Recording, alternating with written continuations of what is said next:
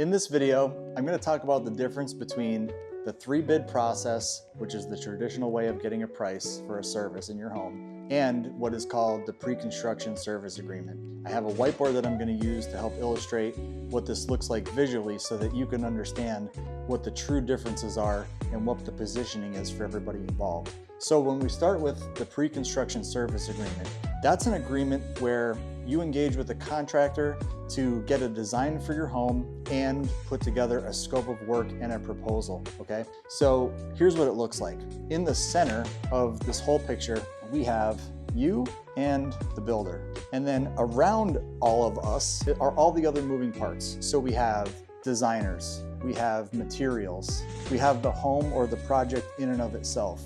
We have trade partners and everything else that comes along with the project and tying it together. So this allows us to be in the center, connected together and focused on what the client needs by pulling in all of these things from the center hub, okay?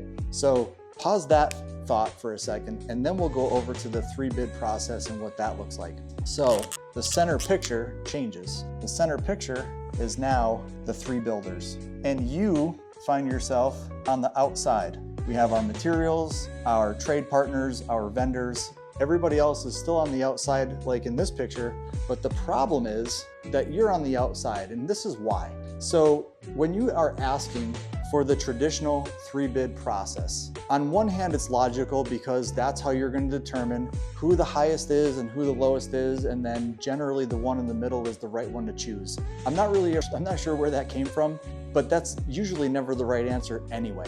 So what happens is all of the contractors that are in the center are now competing to get your project. So they are less focused on what you need and they're more focused on the project and winning the project. So all of the focus becomes to them so that they could win. So they are doing things like changing scope of work, reducing scope of work, changing materials, whatever they could do to provide you with the cheapest option so that you can pick the one that isn't the highest, because nobody wants to be the highest because now they're in this bidding process. So they're only focused on themselves, what they could do to win, and listening partially to what you need and what you want, okay? So there's the 2 different models of bidding the same project or putting together a scope of work or an estimate for the same project. So when vetting a contractor for your home, whatever the service is, instead of going directly to asking for 3 bids, a smarter thing to do would just be to contact the contractors that you feel already are trustworthy and reliable. The easiest way today is just to Google search them all and look at their reviews. Number 1, how many do they have? And number 2, what are people saying about the contractor? That is almost always a prime indicator of who's going to be or who should be in the running for you as someone that you're considering to trust to bring into your home.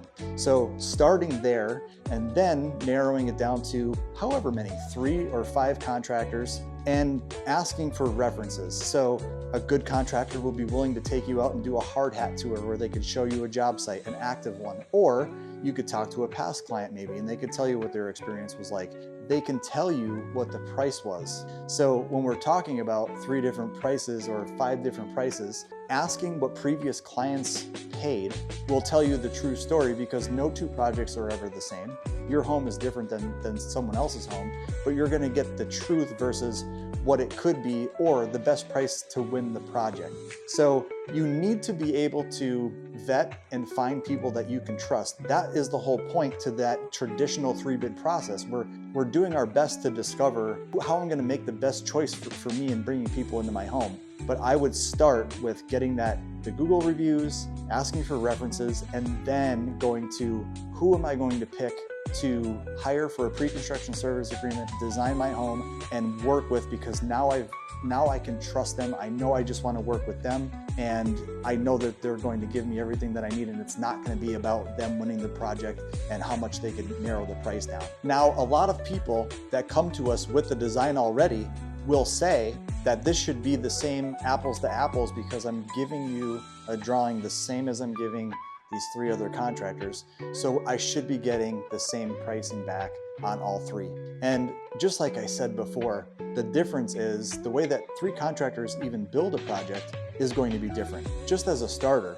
But some of them can use cabinet grades that are less or more, and you wouldn't know because your drawings don't specify exactly what cabinet. There's different grades of tile, there's different grades of LVP flooring, all the way through windows, doors, siding, and shingles. Everything can be manipulated or turned into a cheaper version, and you don't know that because we're bidding off of the drawing or it's bid spec. But the problem is if the drawing doesn't specify every single thing, which in residential it rarely ever does, then there are a million different possibilities, and contractors will choose cheaper materials, builder grade materials, to win the project.